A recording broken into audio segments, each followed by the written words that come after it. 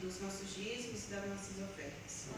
Obrigada, Deus, porque o Senhor colocou em nosso coração a vontade de te servir e de ser fiel a Ti. Que o Senhor continue conosco e que o Senhor abençoe aquelas pessoas que não estão aqui também. E por algum motivo de saúde ou que não puderam estar, que o Senhor possa estar com essas pessoas também.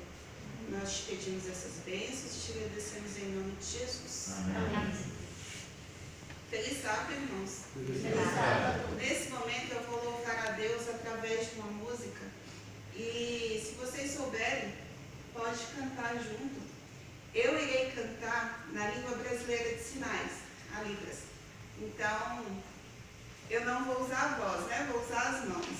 E vocês podem cantar junto, se souberem.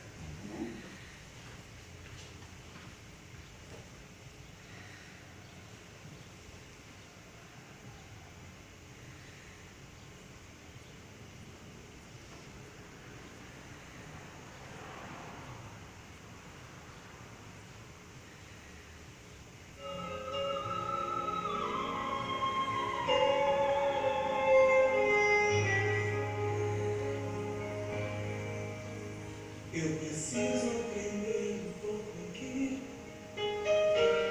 Preciso aprender um pouco ali. Eu preciso aprender mais de Deus, porque Ele é quem cuida de mim. Se uma porta se fecha aqui, outras portas se abrem ali. Eu preciso aprender mais de Deus, porque é quem cuida de mim. Deus cuida de mim. Deus cuida de mim, na sombra das suas asas. Deus cuida de mim. Eu amo a sua casa e não moro sozinho. Eu estou sozinho, pois é. Deus cuida de mim.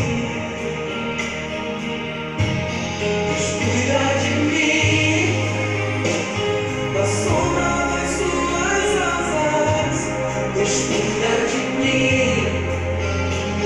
Eu amo a sua casa e não moro sozinho.